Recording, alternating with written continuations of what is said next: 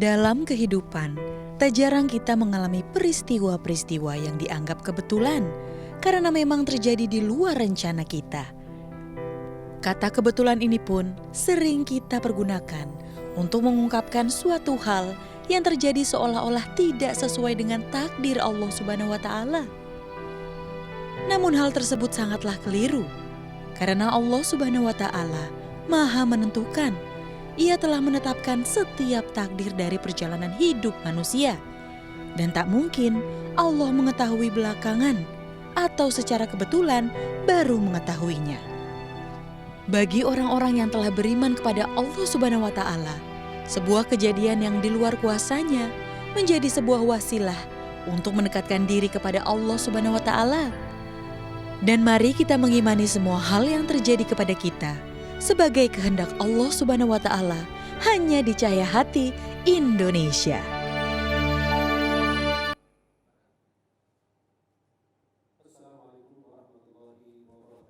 Waalaikumsalam warahmatullahi wabarakatuh. Alhamdulillahi Rabbil Alamin, hamdan yaliqu bijalalihi wa bikamalihi wa bi'azamatihi wa kibriyaihi. Asyhadu an la ilaha illallah wahdahu la syarika lah, muqaddiru taqadiril khalaiq wa muqaddiru maqadiril khalaiq. Asyhadu anna sayyidana Muhammadan abduhu wa rasuluh. Allahumma salli wa sallim wa barik alaihi wa alihi wa ashabihi wa man tabi'ahum bi ihsanin ila yaumiddin wa alaina ma'hum birahmatika arhamar rahimin. Pemirsa Cahaya Hati yang insya Allah dimanapun Anda berada senantiasa diberkahi Allah, Amin ya Allah. senantiasa dipermudah urusannya oleh Allah Subhanahu Wa Taala. Amin ya Allah. Uhibbukum jami'an fillah, saya mencintai kalian semua karena Allah.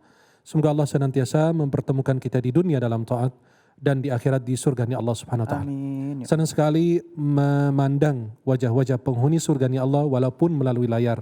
Mudah-mudahan pertemuan kita ini bukan hanya sekedar pertemuan di dunia, melainkan insya Allah dipertemukan kembali di dalam surganya Allah Subhanahu Wa Taala. Amin ya Allah. Pemirsa dimanapun Anda berada, ketahuilah bahwa tidak ada yang namanya terjadi di dunia itu kebetulan. Tidak ada yang namanya ketika kita masuk pasar, di pintu pasar tersebut ada penjual ikan dan dengan harga murah, kemudian kita bilang kebetulan saya ingin beli ikan itu dengan harga yang begitu. Maka kadang-kadang kita menemukan sesuatu atau bertemu dengan teman di jalan, saya bertemu fulan itu kebetulan di jalan. Saya mendapatkan sesuatu kebetulan di jalan. Menurut kita sebagai manusia, menurut kita mungkin kebetulan. Tapi ketahuilah bahwa Allah sudah mengatur segala sesuatu. Allah sudah mengukur segala sesuatu yang ada di dunia. Bisa jadi Anda membenci sesuatu padahal itu terbaik untukmu. Bisa jadi Anda mencintai sesuatu padahal itu buruk untukmu. Dan di akhir ayatnya, Wallahu ya'lamu antum la ta'lamun. Allah lebih mengetahui apa yang kalian tidak ketahui. Maka semua perjalanan hidup kita ini tidak sesuai dengan apa yang kita harapkan. Tidak sesuai yang kita inginkan. Anda ingin menjadi dokter, ternyata Allah mengalihkan Anda menjadi guru. Anda ingin menjadi insinyur, ternyata Allah mengalihkan Anda menjadi tentara atau polisi dan seterusnya. Maka kita punya rencana dan Allah Subhanahu Wa Taala punya rencana yang berbeda. Kita hanya disuruh berusaha. Artinya apa? Ada orang bilang kan rizki sudah ditakdir. Buat apa saya berusaha? Sedangkan sudah diatur. Saya tidak perlu keluar dari rumah, kan rezekinya sudah diatur. Sudah ditanggung oleh Allah Jalla Jalaluhu. Sampai burung aja sudah diatur rezekinya.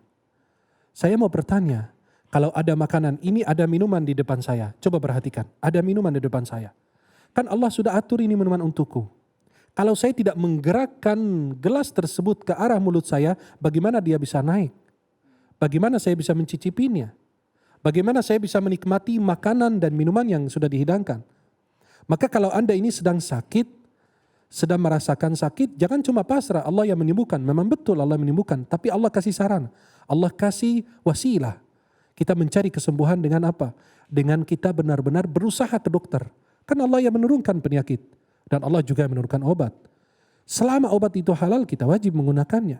Dan tidak boleh memusnahkan diri kita. Pemirsa dimanapun Anda berada. Mungkin banyak orang menginginkan wanita yang dia cintai. Ternyata menikahi wanita yang lain. Kadang-kadang, itu lihat. Kadang-kadang begitu. Kita menginginkan pekerjaan di satu tempat. Ternyata Allah mengalihkan kita, mengarahkan kita ke tempat yang lain. Saya ingin kerja di tempat tertentu dengan gaji cuma 3 juta. Ternyata Allah menginginkannya lebih bagus, padahal saya kekeh kepingin di dalam tempat tersebut, tapi Allah mengalihkanmu. Ini saya kasih gaji di tempat yang lebih besar, 5 juta loh. Kenapa kamu memilih yang itu? Maka tidak ada yang kebetulan. Kadang-kadang hari ini sedih, besok senang. Hari ini sehat, besok sakit. Hari ini muda, kita besok tua. Maka Allah bergiringkan hari di antara manusia. Inna kulla syai'in khalaqnahu biqadar. Sesungguhnya semua yang diciptakan Allah itu sesuai dengan takdir dan ukurannya. Semua yang bergerak di muka bumi itu sudah diatur. Sudah diatur oleh Allah, sudah dicatat. 50.000 tahun sebelum Allah ciptakan langit dan bumi. Tapi ada pertanyaan, apakah kita bisa merubah takdir kita? Ada orang yang menginginkan perubahan. Saya ingin merubah takdir ini, saya masih miskin terus seumur hidup. Apakah saya begini terus seumur hidup? Kapan saya ada peningkatan untuk kualitas ekonomi dan lain sebagainya?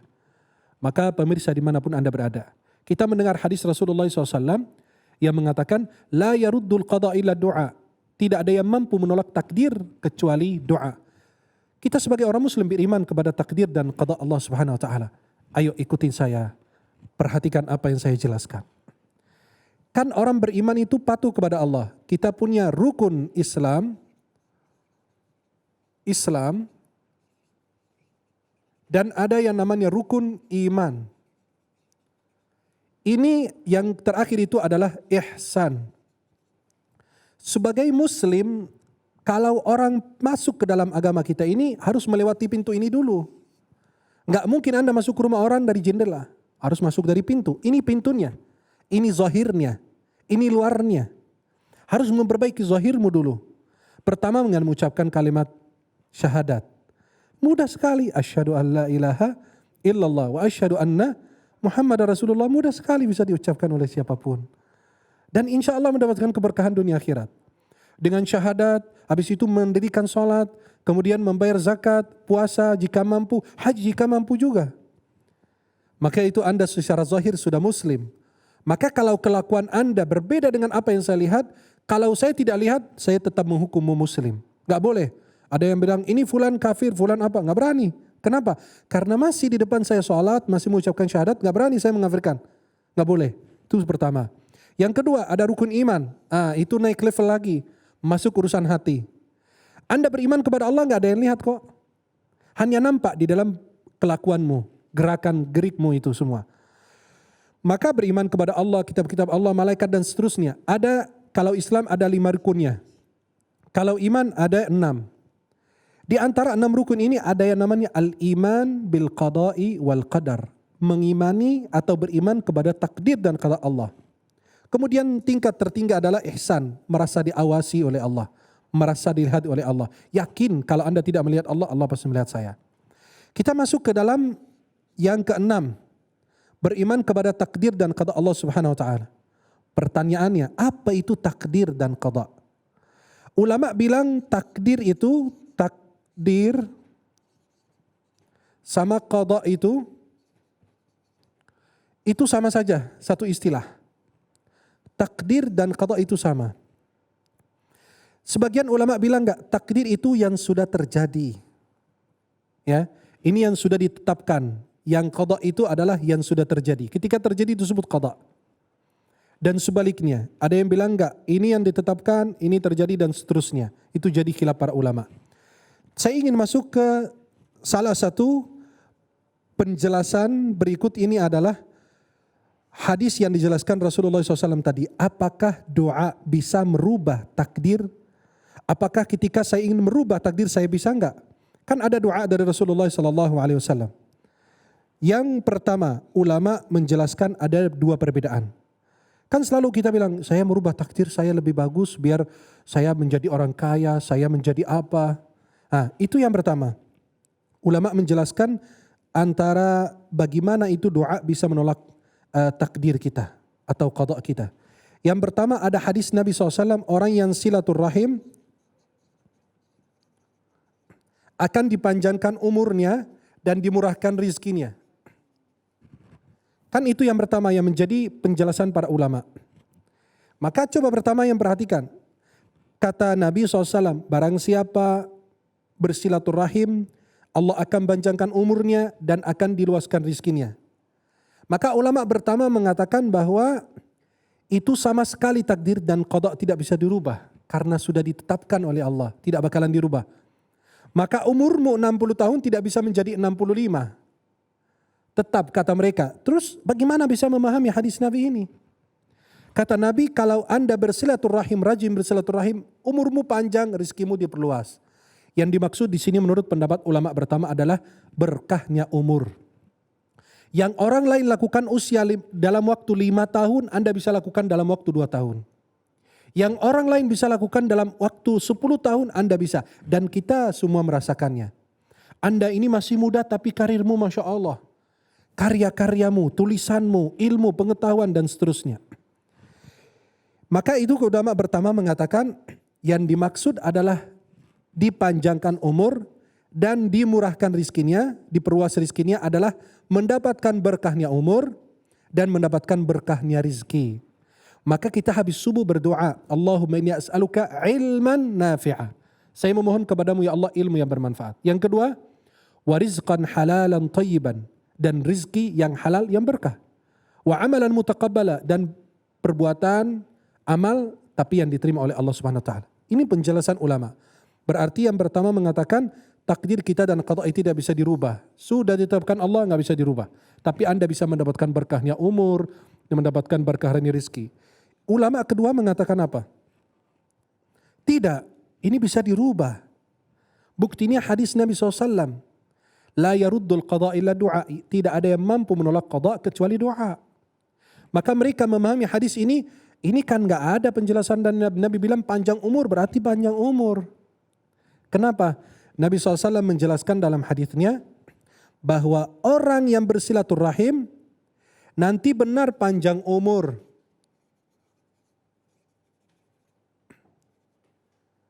Maka coba perhatikan, yang ini bilang cuma dapat berkahnya umur dan berkahnya rizki. Ulama kedua menjelaskan bahwasannya benar-benar doa bisa merubah takdir. Bisa merubah takdir. Maka ulama mengatakan silaturahim bisa membuat panjang umur. Panjang umurnya itu apa? Berarti umurnya 60 tahun bisa menjadi 65. Bisa jadi 70. Dan seterusnya. Kenapa? Karena Nabi mengatakan bahwa ini bisa membuat umur panjang dan rizkinya dipermurah oleh Allah Subhanahu wa taala. Tapi ada yang mengatakan pendapat pertama bilang tidak bisa dirubah. Kenapa? Dari usia dalam kandungan 4 bulan sudah ditetapkan 4 hal. Di antaranya umurnya. Tapi Allah mengetahui dengan ilmu yang azali bahwa hamba ini akan terus menerus bersilaturahim. Malaikat mau mencatat 60 kata Allah tidak, rubah jadi 65. Malaikat mau mencatat 70 kata Allah 75. Dan seterusnya. Maka ini dari penjelasan para ulama, ini dua-duanya menjelaskan bahwa ulama ada yang mengatakan takdir bisa dirubah kalau kita berusaha semaksimal mungkin. Selama usaha kita halal, usaha kerja keras, kerja cerdas, ya insya Allah bisa merubah dengan izin Allah. Tapi ulama lain bilang tidak, Anda tidak bisa merubah takdirmu, hanya Anda bisa mendapatkan berkah umurmu, berkah rizkimu, dan berkah dalam pekerjaanmu. Tiba-tiba Anda bekerja dalam satu perusahaan, Anda berusaha untuk pindah perusahaan yang lain agar mendapatkan gaji yang lebih besar. Ternyata hanya Allah menetapkan demikian, dan tiba-tiba karena Anda berdoa, terus berdoa kepada Allah, Allah menambahkan gaji di tempat yang sama. Bisa jadi kita pindah ke tempat yang lain dengan gaji yang besar, tapi kita menyesal. Kenapa? Karena kita tidak setiap hari di hal yang sama. Wa tilkal ayyamu nudawiluha bainan nas. Allah bergiringkan hari di antara manusia. Hari ini kita sehat, besok sakit. Dan tidak semua yang kita inginkan kita bisa mencapainya. Kalau Anda ini benar-benar punya tujuan yang jelas, niat yang baik, yakin kepada Allah, percaya kepada kemampuan, itu semua menjadi alat untuk mencapai apa yang Anda inginkan. Mudah-mudahan kita senantiasa menjaga iman ini adalah kita beriman kepada takdir dan qada Allah Subhanahu wa taala yang Allah sudah tetapkan, itu yang terbaik untuk kita. Karena kita tidak adalah wahid mahfuz isinya apa. Di zaman Umar bin Khattab ada seseorang mencuri. Kemudian Umar ingin memotong tangannya. Kata orang tersebut, "Wahai Umar, kenapa kamu mau memotong tangan saya? Kan Allah takdirkan saya ini menjadi maling." Kata Umar, "Kalau kamu ditakdirkan menjadi maling, saya juga ditakdirkan untuk memotong tangan maling. Kan Allah yang nyuruh. Kalau ada maling, potong tangannya. Kalau kamu bilang beralasan demikian, maka mudah-mudahan insya Allah kita bisa memperbaiki diri kita untuk banyak beribadah kepada Allah dan mencari hal-hal yang terbaik di sisi Allah Subhanahu wa taala. Dan jangan berpikir bahwa apa yang Anda inginkan Anda bisa mencapainya, kecuali satu yang Anda harus berusaha mencapainya adalah ridhonya Allah. Allahumma inna nas'alukal jannah wa na'udzubika minan nar. Nas'aluka ridhaka wal jannah wa na'udzubika minan nar. Itulah yang kau cari di dunia dan di akhirat. Jika Allah meridaimu, jangan mikirin rizki, jangan mikirin umur, jangan mikirin yang lain. Jika Allah meridaimu, Allah berikan umur panjang, rizki, dan umur yang berkah. Dan Anda mendapatkan apa yang Anda inginkan.